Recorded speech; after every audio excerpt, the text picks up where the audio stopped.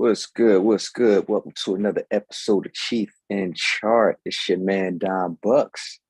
And this is sponsored by Rap and Dough, the home of money conversations. We talk about all things black wealth. But with this particular, if this is your first time, this particular series is dedicated to options trading. One of my solutions to helping us close this wealth gap. You dig?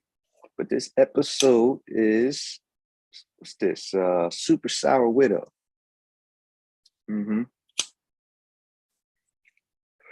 Why? Because that's what I'm chiefing. And I said what I said. I said what I said. That's the name of this episode. Because if you was tapped in yesterday, what I said was going to happen, happened. So make sure y'all hit the notification bell, the like and subscribe button, so y'all not left out in the dark. What's going on in these markets? But first off, let me preface my super sour widow. Like, if you're gonna smoke weed, fam, make sure you're making some money off weed, bro. Just don't be smoking no weed. You know what I'm saying? Just spending money. You need to be making money off weed, preferably legally, because I'm about to show you how you can make money off weed legally, right? So you can fund your liabilities with some assets, right? I always say, like, use your assets to fund your liabilities. So if you're going to smoke weed, have the weed stocks pay for your weed. Like, I don't really give a fuck how you make your money, as long as you're putting it to work, right? So I'm going to show you all that. That's just a little caveat. So, for people who might, this might be your first time here, like, oh, he's smoking weed. What do you know about stocks? See? They got you loopy too, huh? They got you still loopy. You don't see that all of a sudden that it's not illegal. Now all of a sudden they find all these good things to say about weed because they can make money off it. It's always been what it is. Now they figured out a way to make money off it, which you should be too. And I'm going to show you all that today. But let's get into these charts. So yesterday, like I said, we had some weakness going on in the SPY. So we had, let me see what we had. SPY. Yep. And it did what it did. Did what we said it was going to do, right? So we said it was going to come down to 388. So you can go back to yesterday's video where I said where it was going to go. And look where it's at, y'all. It's at 388. It closed at 390, but aftermarket is still some trading for people that qualify for that. And some more selling, which came all the way down to our target. So, which means is the stock that I was playing, which, like I said, if y'all was tapped in yesterday, that's why it's important to hit the notification bell and subscribe button. But my stock that I was playing is in opposition to the SPY. So if the SPY is going down, my stock is going up. So that's exactly what happened.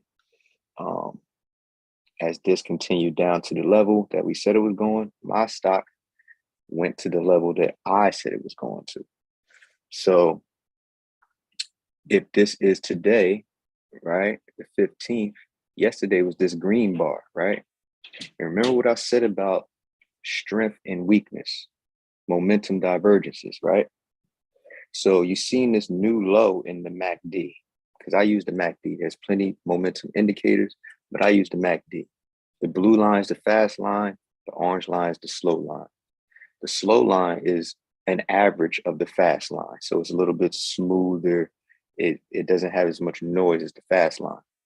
But you can use both of them if you know the information that's coming off of it. So basically the orange line is going to lag behind the blue line in as far as reaction. But we see that the blue fast line is which we're looking at. It has a new low. it created a new low. But above here, it had strength, a green bar. What does that say from previous videos? That's a momentum divergence to the downside. So we'll be looking for puts on that green bar in this weakness in the MACD. Lo and behold, what happened yesterday? It came down to where we said it was going to come, because that is the ideal behind momentum divergences. Okay. So this will give you more confidence when you start to see these things. Now that's another layer of knowledge for you. So when you see a momentum divergence, you see a new low in the MACD, but you see strength in the bar. That's divergence there. There's a disagreement. So that means I want to go where the momentum is going, which is down. So I need to be positioning in this strength for puts. I want it to go higher. Shit. If it go a little bit higher, that's better positioning and better price on my contract. But it went up high enough to this level, and, or should I say it retraced because of this gap down in this big red bar. You have to have retracements, right? So you're looking for that retracement for your entry, because somebody would be quick to try to get in here. It's like, oh, it's put season. And they'll try to get in on this red bar, and it's you want to wait. You want to wait for the pullback, because yeah, this is happening. The downside thing is happening, but you want to get a good position. So you want to wait for the slight pullback in that downtrend. So here it is. And look what happened today. So if you were to position in this strength with this weakness, this momentum divergence, you would have banked today. You would have cashed out today, took profit at this level and moved on, right? So this is what happened. And in my stock, let me show y'all what happened in mine.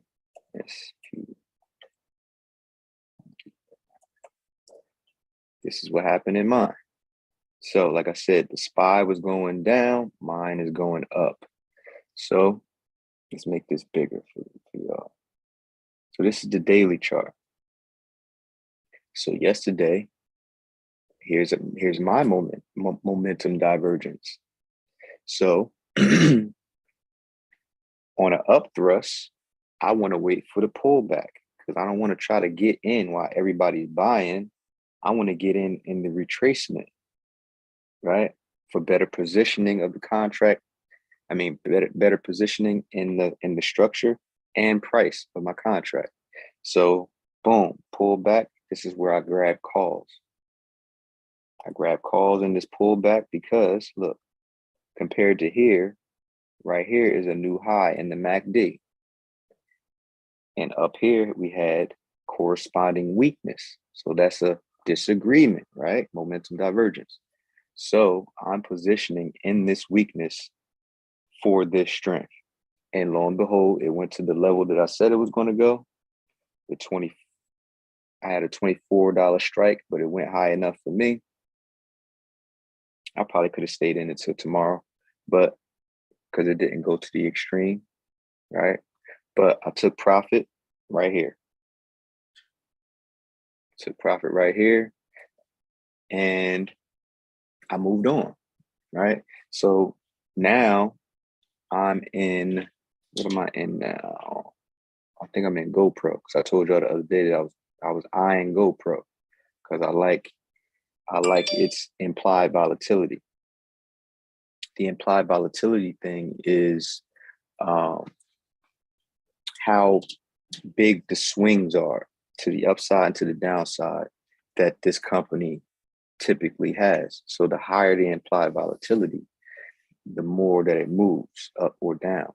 And a lot of people play earnings with options because in anticipation of a good earnings report, stocks have higher implied volatility. But it's a slippery slope because you don't know what the earnings report going to say. So the earnings report might go either way. And it's been cases where it'll have a good earnings report and the stock will still go down. So to alleviate that uncertainty, because with options trading, we want to put the odds in our favor, To alleviate that part of the uncertainty, we just want to deal with the implied volatility piece. So you find stocks that have high volatility, and GoPro fit the description. And plus, it's a dope company. So I'm in GoPro because I'm in GoPro puts because that is that moves with the SPY. So the SPY is going down. Why do people want to call me when I'm live, man? Yo, this is unbelievable, man. Unreal. This is the second time this happened, yo. Second time. Starting to piss me off. Like nowadays, you got to make an appointment to call people. People got stuff going on. Like you can't just be calling me. Don't be just calling me, fam. Like you gotta, like, you know what? See, this is not back in the day. I'm sorry. Times change. You could try it, but a lot of times out of 10, I'm not going to answer.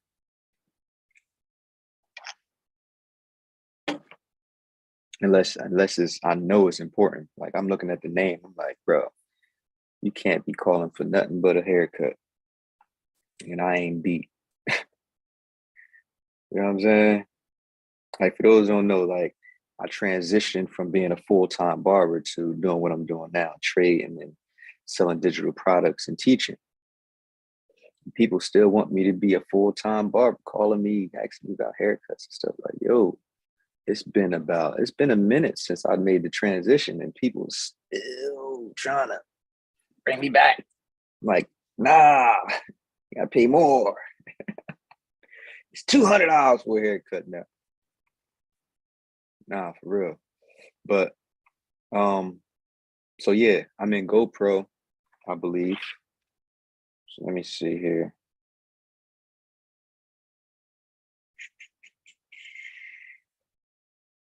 Any contract to that joint, and they cheap. And well, they're not expensive, should I say? Not expensive, because people be asking me, yo, how much it costs to get started? Like, how much should I start with? You should start with however much your emotions can stand, comfortable. Like, you can't be tripping out if your contract is down $10 or whatever. Like, you got to set your emotional threshold. I can't do that for you. So that's how much you need to start with, because just keep in mind that your trade can always go against you. Like you can have all your edges in line, like you can be doing the momentum divergence thing, but there's always a slight chance of the play going against you, right? So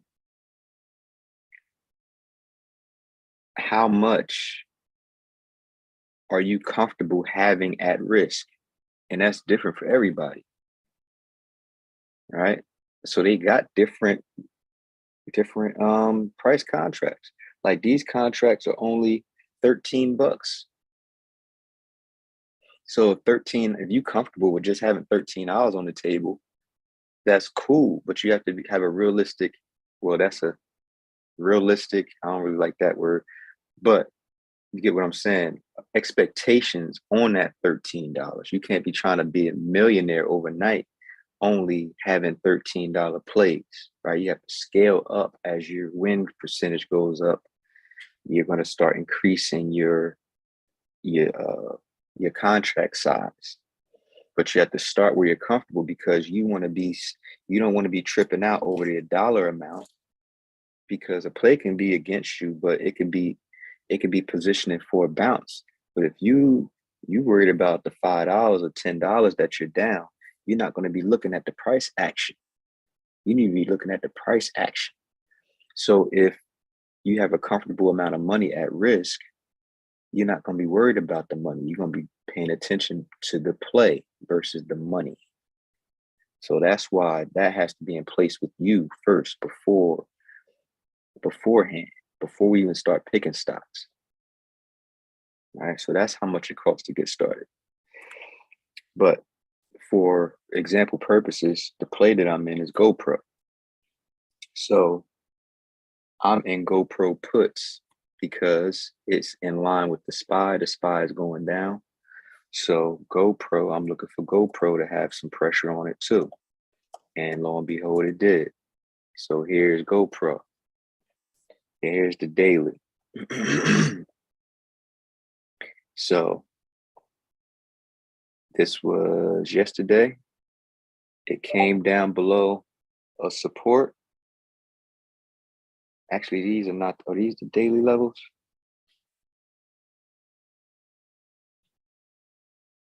No, these are not the daily levels. Bam.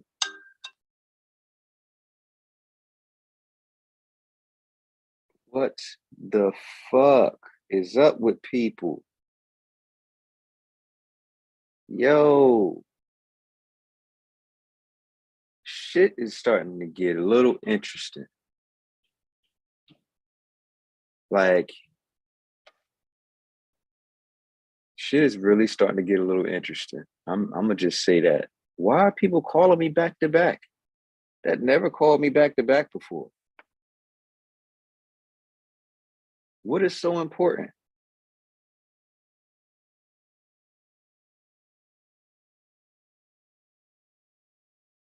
All of a sudden, like, I don't like that shit. Anyway, man,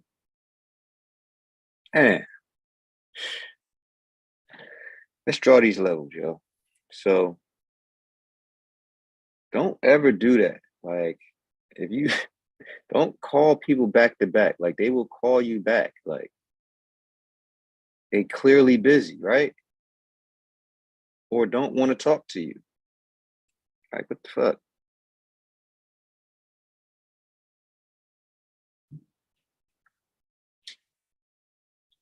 Whew. All right. So here go these levels, these daily levels of GoPro. And every company has their own levels. Right. So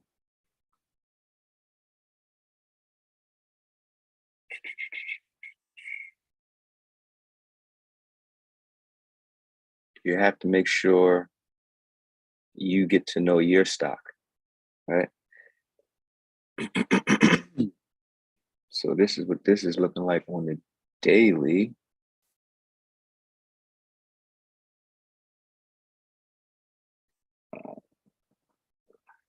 All right, so boom.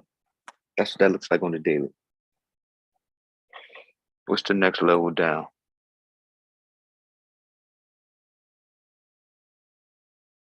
For some reason, this shit look different.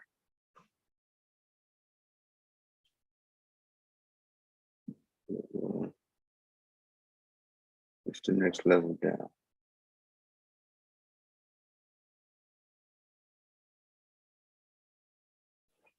All right. How do I know? How do we know this is a level?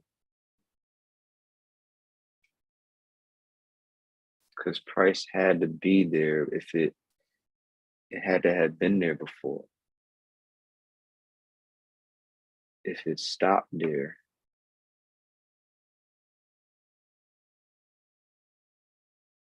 look at that. So we go all the way back there. So one,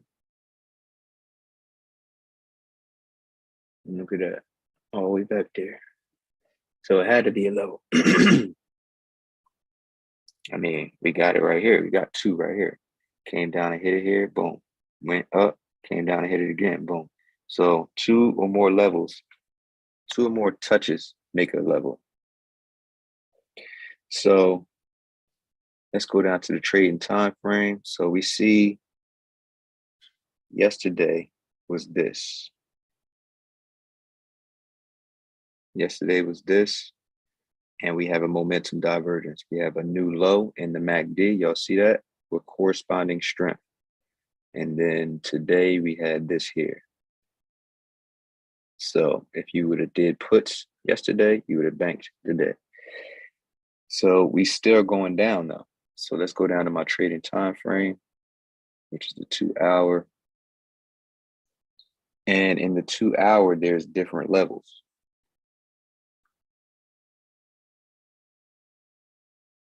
Because now you see inside of the daily bars. There's 6 hours approximately in the trading day.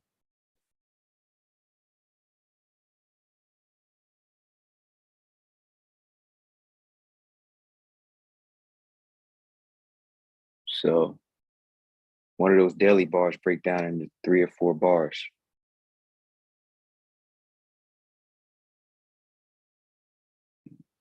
This level up and stopped.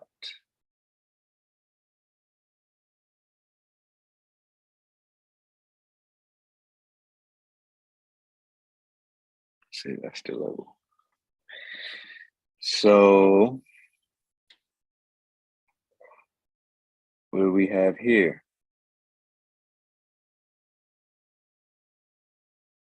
What do we have here? Let me get that out again.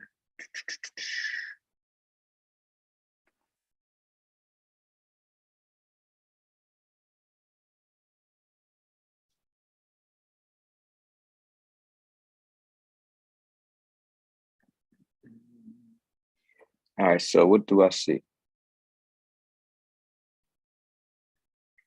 I see new low in the MACD.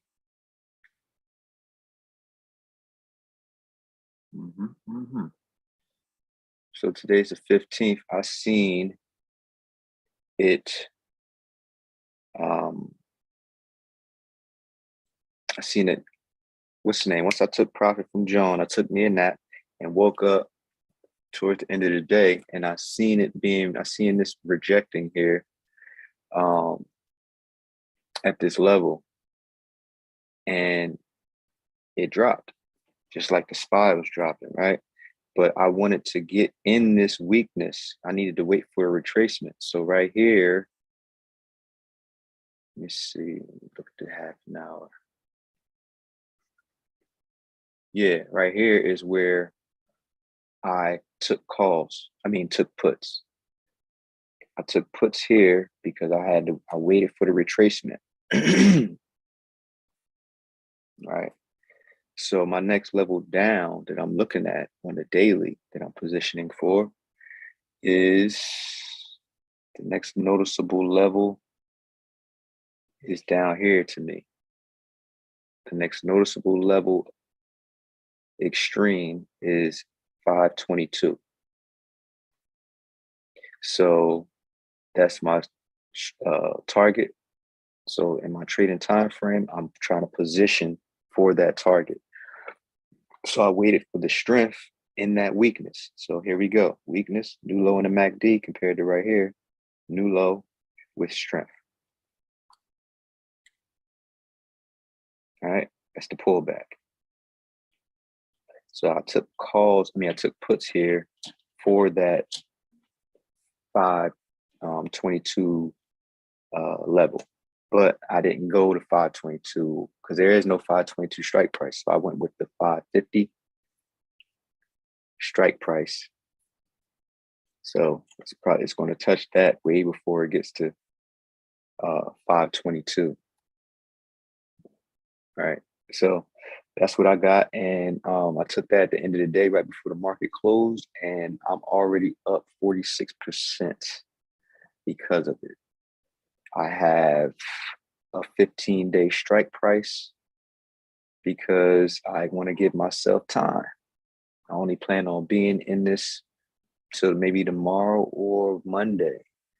But you got to keep taking in consideration that the weekends count on your expiration days. So when you count in your expiration days, because you only want to hold the contract 50% of the time. So if you got a 14-day expiration date, you only want to hold it max 7 days anyway.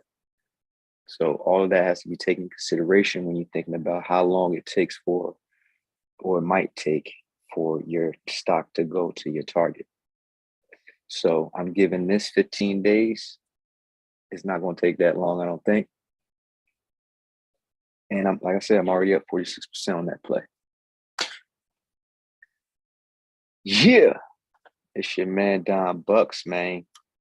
You want to learn how to swing trade like this, make sure you hit the description. Intro to swing trade and options is in there. Also, make sure you hit the like and subscribe button and notification bell so you know when I'm on here, tapping in, giving y'all these gems. Remember, there's no competition. It's you versus you. See y'all tomorrow.